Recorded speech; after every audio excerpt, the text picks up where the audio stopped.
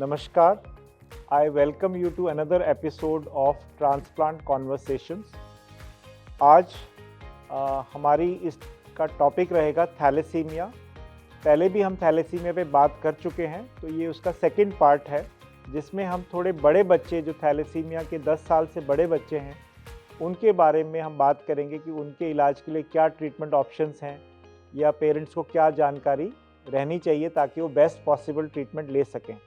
मेरा नाम है डॉक्टर एसपी यादव। मैं मेदांता गुरुग्राम हॉस्पिटल में paediatric bone marrow transplant department का इंचार्ज हूँ।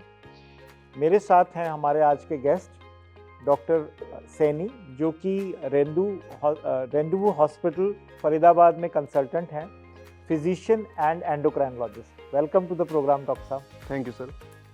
सो जैसे कि थैलेसीमिया आज का टॉपिक है और हम बात कर रहे हैं जो 10 साल से बड़े बच्चे हैं थैलेसीमिया के, जिनको हर महीने ब्लड चढ़ रहा होता है और एक काफ़ी सारी प्रॉब्लम्स आने लगती हैं जैसे वो बड़े होते हैं। तो मैं चाहूँगा आप ऑडियंस को बताएं या पेरेंट्स को कि क्या क्या प्रॉब्लम्स फेस करते हैं 10 ईयर्स से बड़े वाले बच्चे, और ख़ासकर उनकी ग्रोथ वगैरह के बारे में या किन चीज़ों का उनको ध्यान रखना चाहिए कि बच्चा कहाँ फॉल्टर कर रहा है। देखिए, जब एज 10 से 12 साल की बच्चे की हो जाती है तो थैलेसीमिया में पॉवर्टी एक डिसऑर्डर आ जाता है जिसमें उनकी बच्चे की ग्रोथ नहीं हो पाती है, तो उस तरफ ध्यान देना चाहिए।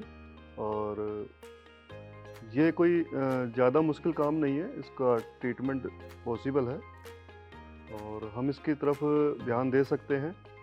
और बेसिकली बच्चे का ऑब्जर्वेशन करते रहना चाहिए कि उसकी ग्रोथ प्रॉपर 5-7 साल के बाद हो रही है या नहीं हो रही है। अगर नहीं हो रही है तो उसके हार्मोन्स, हाइट और वेट मेजरमेंट करना चाहिए। और अगर नहीं हो रही है तो फिर एक एंडोक्राइनोलॉजिस्ट और पेडिशियन के साथ, अगर वो पीछे चल रहा है अपने टारगेट जो उसकी इस एज पे हाइट होनी चाहिए उससे पीछे चल रहा है तो एंडोक्राइनोलॉजिस्ट से कंसल्ट करना चाहिए और उसका ट्रीटमेंट पॉसिबल है। और जैसे बाकी उनको लिवर में भी कुछ प्रॉब्लम हो सकती है, हार्ट में प्रॉब्लम हो सकती है। हाँ, देखिए, आयरन ओवरलोडिंग की वजह से हार्ट में, लीवर में, किडनी में प्रॉब्लम हो सकती है, तो उसका ऑब्जर्वेशन करते रहना चाहिए, आयरन की टेस्टिंग करते रहना चाहिए और क्लेशन की तरफ ध्यान रखना चाहिए कि हम ओवरलोडिंग से उसको बचा सकें। मतलब बहुत ज़रूरी है क्योंकि हर ब्लड ट्रांसफ्यूजन के साथ आयरन का लेवल बढ़ रहा है बॉडी में, और हार्ट और लिवर में खासकर। तो आप पेशेंट्स को क्या एडवाइस करेंगे कि आयरन बाहर निकालने के लिए, आयरन के लेवल को लो रखने के लिए क्या ट्रीटमेंट्स उपलब्ध हैं या क्या दवाइयाँ, किस तरीके से इंजेक्शन लगाएं, टैबलेट लगाएं, क्या करें वो? देखिए, केलेशन थेरेपी एक मेडिसिन ट्रीटमेंट है जिससे हम आयरन ओवरलोडिंग को बचा सकते हैं और उसका एवरी मंथ हम उसका टेस्टिंग करें कि आयरन उसका प्रॉपर ज़्यादा बढ़ तो नहीं रहा, और हम केलेशन थेरेपी मेडिसिन उसको दे सकते हैं। इट इज़ नॉट ए, जैसे आपने बताया कि केलेशन एक बहुत बहुत इम्पॉर्टेंट चीज़ है इन पेशेंट्स को अच्छी कंडीशन में रखने के लिए और आयरन लेवल्स उनके कंट्रोल करने के लिए, तो उसमें टैबलेट्स भी अवेलेबल हैं। पहले इंजेक्शंस ही अवेलेबल थे पर आजकल टैबलेट्स अवेलेबल हैं। तो डेजीरॉक्स वगैरह या कैल्फर, ये सब दवाइयाँ हैं जो टैबलेट्स के फॉर्म में अवेलेबल हैं। और इंजेक्शंस में डेस्फरॉल करके इंजेक्शन आता था जो अभी भी अवेलेबल है। जो लोग टैबलेट्स पे ना मैनेज कर पाएँ उनको हम इंजेक्शन लगा सकते हैं। सो अब हम अगले तरफ बढ़ते हैं कि इन बच्चों को ये जो प्रॉब्लम्स हैं इनके लिए तो ध्यान देना ही है, प्लस इनको HIV, हेपेटाइटिस बी, सी, ब्लड ट्रांसमिटेड डिजीज़ से बचाना है। तो हेपेटाइटिस बी की वैक्सीन के बारे में आप क्या राय देंगे उनको? देखिए, वैक्सीनेशन एक इम्पोर्टेंट पार्ट है। वैक्सीनेशन बच्चों का कोई भी नहीं रोकना चाहिए, सारे वैक्सीनेशन करने चाहिए और साथ में HIV वगैरह टेस्टिंग करनी चाहिए, प्लस में हेपेटाइटिस बी की टेस्टिंग करनी चाहिए, सी की भी करनी चाहिए। और प्रॉपर वैक्सीनेशन HIV की तो नहीं है अभी पॉसिबल, हेपेटाइटिस बी की पॉसिबल है, तो वो हमें पूरी करनी चाहिए। आप उनको क्यूरेटिव ऑप्शंस के बारे में, अगर फैमिली कहती है जी हम परमानेंटली ठीक कराना चाहते हैं अपने बच्चे को, तो आप उनको क्या गाइड करते हैं या कैसे उनकी क्वेश्चंस का आंसर करते हैं, क्या बताते हैं आप उन्हें? अगर प्रॉपर ठीक करना है तो बोन मैरो ट्रांसप्लांट अच्छी थेरेपी है और ये काफ़ी टाइम से चल रही है। इसके साथ हम जीन थेरेपी भी स्टार्ट कर सकते हैं। तो जैसा कि आपने बताया कि बोन मैरो ट्रांसप्लांट इसका एक परमानेंट इलाज है, और जैसा कि हम जानते हैं कि बोन मैरो ट्रांसप्लांट सगे भाई बहन से हम कर सकते हैं अगर एक भाई बहन हो जो कि आपसे फुल मैचिंग हो, पर क्योंकि छोटे परिवार हैं और हमेशा फुल मैच ट्रांसप्लांट कई बार नहीं मिलता है, तो उनमें फैमिली के बाहर हम डोनर ढूंढ सकते हैं मैच्ड अनरिलेटेड डोनर ट्रांसप्लांट, जिसमें कि कुछ रजिस्ट्रीज़ हैं पूरे इंडिया में जिनमें लाखों लोग हैं जो अपना बोन मैरो दान करना चाहते हैं। तो हम बच्चे की बोन मैरो टाइपिंग करते हैं और वो एक सॉफ्टवेयर में हम वो डेटा डालते हैं और देखते हैं कोई मैचिंग डोनर उसमें है कि नहीं है, और अगर कोई मैचिंग डोनर मिलता है तो हम मैच्ड अनरिलेटेड डोनर ट्रांसप्लांट कर सकते हैं। इसके अलावा आज की डेट में कुछ नए ट्रांसप्लांट टेक्निक्स आ गए जिसमें कि half match transplant from mother और फादर हमेशा हाफ मैच डोनर होते हैं, तो वो भी एक ऑप्शन रहता है। पर चूंकि फुल मैच ट्रांसप्लांट में सक्सेस सबसे ज़्यादा है, जो कि करीब 90% है अगर आप 10 साल से कम उम्र के हों, और बाकी सब में सक्सेस 80% के करीब है या उससे थोड़ा नीचे है, तो अभी भी फुल मैच ट्रांसप्लांट ही सबसे बढ़िया ऑप्शन है। और जो बच्चे बड़े हो गए हैं, 10 साल से बड़े हैं, उनमें सक्सेस 80% या 70% तक चली जाती है जैसे जैसे बड़े होते हैं। तो जो 20 इयर्स या 15 टू 20 इयर्स के बियॉन्ड हो गए हैं और उनमें कई सारी प्रॉब्लम्स हैं, उनका लिवर बहुत ख़राब हो चुका है या हार्ट बहुत वीक हो चुका है, तो वो ट्रांसप्लांट के लिए एलिजिबल नहीं रहते हैं। तो ऐसे केसेस में जैसे डॉक्टर साहब ने बोला कि जीन थेरेपी एक और इलाज है, तो मैं लिटिल बिट आपको थोड़ा सा अपडेट देना चाहूँगा जीन थेरेपी के बारे में कि ये एक 15-20 साल से रिसर्च चल रही है जीन थेरेपी के लिए कि भी थैलेसीमिया पेशेंट्स को हम जीन थेरेपी से ठीक करेंगे। इसमें क्या करते हैं, अब ये एक रियलिटी हो चुकी है आज की डेट में, जीन थेरेपी अवेलेबल है, आ चुकी है, प्रूवन है और वो थैलेसीमिया पेशेंट्स को ठीक कर सकती है।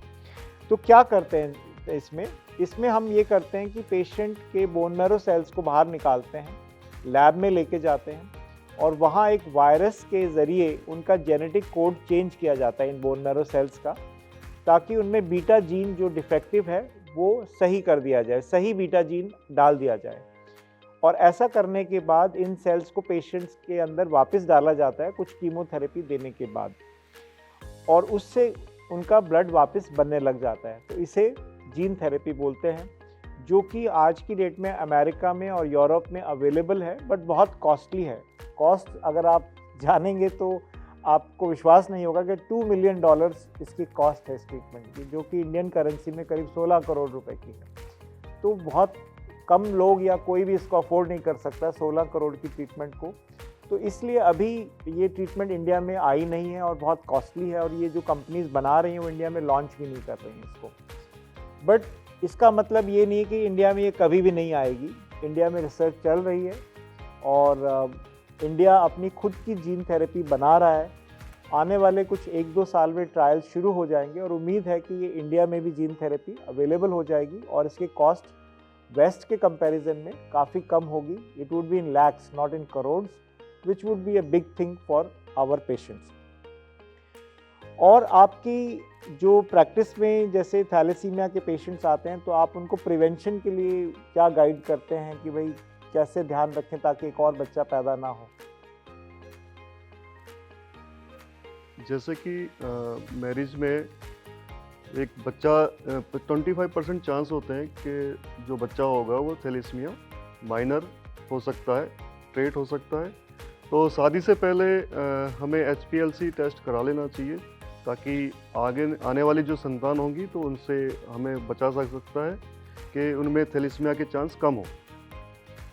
और जो हमारे पास थैलेसीमिया के जो पेशेंट आते हैं, हम उनको यही एडवाइस करते हैं कि bone transplant is the best treatment, and iron loading से बचने के लिए कोशिश करते हैं कि उनको गाइड किया जाए कि आयरन की टेबलेट की बजाय थोड़ा सा उनको खाने पीने पे, डाइट पे थोड़ा ध्यान दिया जाए।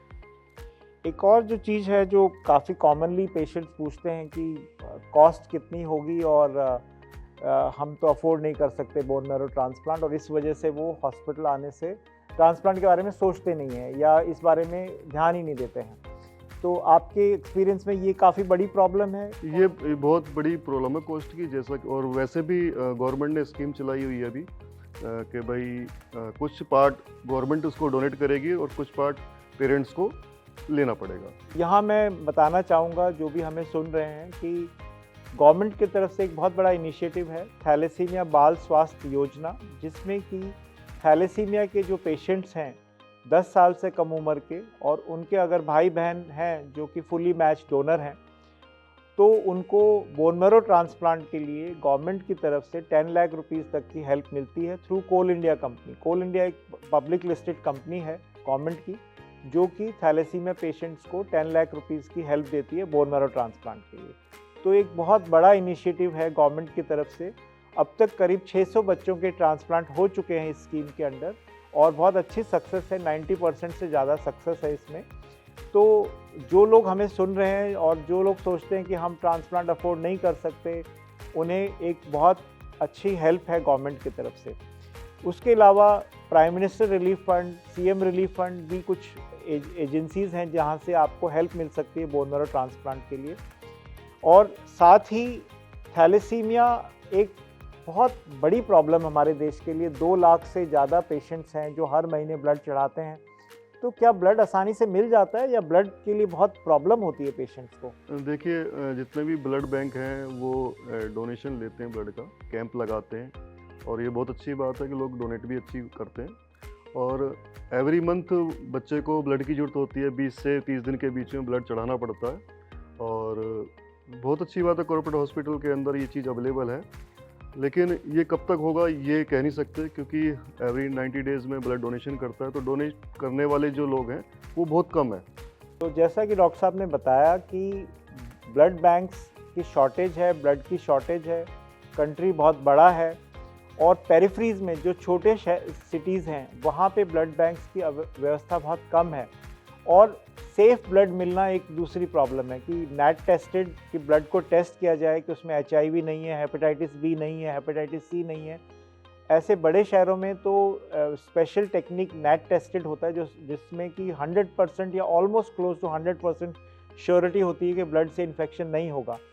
पर छोटे सेटअप्स में ऐसा नहीं है और वहाँ HIV होने की या हेपेटाइटिस बी सी होने की संभावना थोड़ी ज़्यादा है। तो साफ़ ब्लड मिलना भी एक बहुत ज़रूरी है।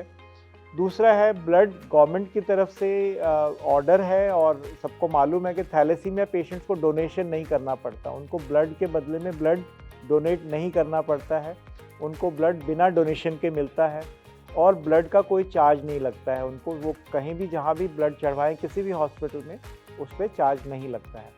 सो रेगुलर ब्लड चढ़ाना उनकी लाइफ है, जो कि हर माँ बाप को कंटिन्यू रखना चाहिए रेगुलर ट्रांसफ्यूजन और पेशेंट्स को एक अच्छी कंडीशन में रखना चाहिए ताकि जब भी नई ट्रीटमेंट आएगी, जैसे जीन थेरेपी जब भी अवेलेबल होगी, तो अगर वो अच्छी कंडीशन में है तो वो करा सकते हैं जीन थेरेपी।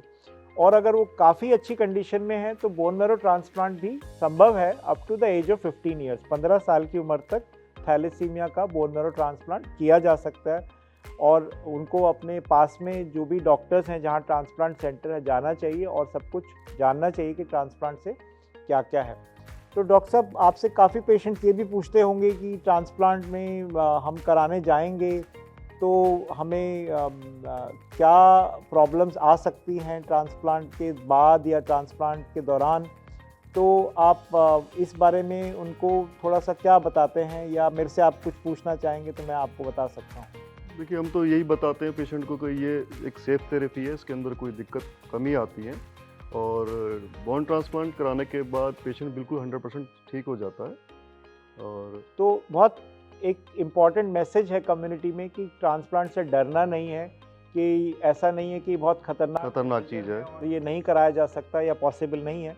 बट फिर भी बोन मैरो ट्रांसप्लांट के अंदर किन चीज़ों का ध्यान रखना होता है या क्या चीज़ों पे फोकस करना है, तो इसमें एक है acute graft versus host disease, जिसमें कि जो डोनर सेल्स हैं बच्चे पे थोड़ा रिएक्शन कर सकते हैं जिससे बच्चे को लूज मोशन हो सकते हैं, बच्चे को स्किन में रैशेस आ सकते हैं या लिवर में थोड़ी प्रॉब्लम हो सकती है और नॉर्मली इसकी ट्रीटमेंट होती है जिससे बच्चा ठीक हो सकता है। और ट्रांसप्लांट के बाद जब ये वापस कम्युनिटी में जाते हैं तो एक रीवैक्सीनेशन करनी पड़ती है क्योंकि इनकी इम्यूनिटी ख़त्म हो जाती है। तो इनके इम्यून सेल्स को दोबारा से इम्यूनिटी देने के लिए बचपन की वैक्सीन फिर से लगानी पड़ती हैं। तो हम उनको बताते हैं कि अपने लोकल फिजिशियन या पीडियाट्रिशियन से वो मिलें, कम से कम 1 साल जब उनकी दवाइयाँ सारी बंद हो जाएं, सारी इम्यून सप्रेशन की दवाइयाँ बंद हो जाएं, फिर वो दोबारा से वैक्सीन लगाएं। रेगुलर एनुअल चेकअप्स अपने डॉक्टर के पास ज़रूर करवाएं कि बच्चे की ट्रांसप्लांट के बाद हाइट वेट सब ठीक है, उसको कोई मेडिकल प्रॉब्लम नहीं आ रही, कोई भी जो दवाइयाँ ट्रांसप्लांट में मिली है उनसे उसको कोई साइड इफ़ेक्ट्स तो नहीं हो रहे, तो वो हम रिकमेंड करते हैं। एंड ट्रांसप्लांट के बाद ज़्यादातर थैलेसीमिया पेशेंट्स एक लंबी ज़िंदगी जीते हैं और सारे अपने काम कर सकते हैं। They are free of blood transfusions. So doctor साहब, जो पेशेंट्स जैसे बड़े होते हैं, टीनेजर्स हैं और अडल्ट हो जाते हैं जब थैलेसीमिया के पेशेंट जिन्होंने ट्रांसप्लांट नहीं कराया, तो उसमें उनको मानसिक सपोर्ट कितने की ज़रूरत पड़ती है? वो कितने स्ट्रेस में रहते हैं या उनकी फीलिंग्स कैसी रहती हैं कि हम बाकी जैसे नॉर्मल लोग हैं वैसा हम नहीं कर पा रहे हैं, जॉब में प्रॉब्लम है, तो वो भी एक प्रॉब्लम है, साइकोलॉजिकल इश्यूज भी आते हैं? जी, साइकोलॉजिकल इशू आते हैं जब तक पेशेंट को ये नहीं पता होता कि उनको थैलेसीमिया है। अगर जब उनको बता दिया जाता है, पहली बात तो बताना नहीं चाहिए, और बता दिया था तो फिर वो डिप्रेशन में चले जाते हैं कि हमारी लाइफ कितने साल की रहेगी, हम कब तक जिएंगे। सोसाइटी में उनको स्ट्रेस रहता है। सो साइकोलॉजिस्ट का एक बहुत इम्पॉर्टेंट रोल है जिसमें कि थैलेसीमिया के जो भी पेशेंट्स हैं, बच्चे हैं, उनको साइकोलॉजिकल सपोर्ट की ज़रूरत पड़ती है और वो देना चाहिए, उनको रेगुलर मिलना चाहिए। सोशल वर्कर या सोशल सपोर्ट की बहुत ज़रूरत है और हर हाल में उनको ये बताना चाहिए कि अगर आप अच्छा केयर लेंगे, अच्छा ट्रीटमेंट लेंगे तो आपकी ज़िंदगी काफ़ी लंबी रहेगी और आप काफ़ी अच्छे से जी सकते हैं। और परमानेंट ट्रीटमेंट्स जैसे कि bone marrow transplant, gene therapy आज की डेट में अवेलेबल हैं। होपफुली जीन थेरेपी इंडिया में आ जाएगी अगले 4-5 साल के अंदर, तो वो भी अवेलेबल रहेगी। तो जो छोटे बच्चे हैं, 10 साल से कम उम्र के हैं, उनके लिए हम रिकमेंड करते हैं कि उन्हें बोन मैरो ट्रांसप्लांट करा लेना चाहिए। स्पेशली अगर डोनर अवेलेबल है तो बिल्कुल करा लेना चाहिए। और जो बड़े बच्चे हैं, 15-20 साल या और अडल्ट्स हैं, उनको जीन थेरेपी के लिए वेट करना चाहिए। जब वो आ जाएगी तो जीन थेरेपी वो करा सकते हैं। मीनवाइल रेगुलर ब्लड चढ़ाएं, अपनी आयरन बाहर निकालने की दवाई केलेशन रेगुलर लें, रेगुलर चेकअप्स कराएं, और जो और मेडिकल प्रॉब्लम्स हैं उसमें अगर लिवर की प्रॉब्लम है तो गैस्ट्रोएंटरोलॉजिस्ट को दिखाएं, हार्ट की प्रॉब्लम है तो कार्डियोलॉजिस्ट को दिखाएं। तो रेगुलर चेकअप्स और ट्रीटमेंट बहुत बहुत ज़रूरी है। तो डॉक्टर साहब, आज का प्रोग्राम ख़त्म करने से पहले मैं चाहूँगा कि अगर आप कोई हमारे दर्शकों को, ऑडियंस को कोई मैसेज देना चाहें एक लाइन में कुछ थैलेसीमिया के बारे में, तो दैट वुड बी ग्रेट। हाँ, मैं मैसेज ये देना चाहूँगा कि थैलेसीमिया आज की डेट में क्यूरेबल है। बस बोन ट्रांसप्लांट के लिए डोनर चाहिए होता है। उसके लिए जो गवर्नमेंट ने स्कीम चलाई हैं उनसे कोऑर्डिनेट करना चाहिए और बोन ट्रांसप्लांट के लिए जितनी जल्दी हो सके उतनी जल्दी करा लेना चाहिए। इसमें सबसे पहला इशू आता है कि अमाउंट का। तो गवर्नमेंट ने स्कीम चलाई है तो वहाँ से डोनेशन मिल जाता है, बाकी थोड़ा सा खुद खर्च करना पड़ता है। तो सोसाइटी के अंदर रहने के लिए एक अच्छा मोटिवेशन के लिए साइकोलॉजिस्ट से हेल्प भी लेनी चाहिए और ये क्यूरेबल है और बोन ट्रांसप्लांट करा लेना चाहिए। तो धन्यवाद। आज का प्रोग्राम ख़त्म करने से पहले मैं अपने दर्शकों को यही बताना चाहूँगा कि थैलेसीमिया बीमारी हालांकि इंडिया में बहुत कॉमन है, बहुत सारे लोग इससे ग्रसित हैं, बट उनके लिए उम्मीद की किरण जाग चुकी है। इंडिया में 100 से ज़्यादा बोन मैरो ट्रांसप्लांट सेंटर्स हैं और हज़ारों बच्चों के ट्रांसप्लांट सक्सेसफुल हो चुके हैं। तो आज ही अगर आपने नहीं सोचा है बोन मैरो ट्रांसप्लांट के बारे में तो सोचें, अपने डॉक्टर से जाके डिस्कस करें और HLA टाइपिंग कराएं कि आपका बोन मैरो टाइप क्या है, और जो और बच्चे हैं फैमिली में, भाई बहन है, उनका HLA टाइपिंग कराएं। और अगर भाई बहन फुल मैच डोनर है तो डॉक्टर से जाके मिलें ट्रांसप्लांट सेंटर में और सब जानें कि ट्रांसप्लांट प्रोसीजर कैसे होता है, इसमें फ़ायदे क्या है, नुकसान क्या है, कॉस्ट कितनी है, और फिर एक पूरी जानकारी के बाद डिसीजन लें कि हमें बच्चे का ट्रांसप्लांट कराना है कि नहीं कराना है। पर ये एक परमानेंट इलाज है जो कि अवेलेबल है इंडिया में और आपको इसके बारे में सोचना चाहिए। धन्यवाद। Thank you.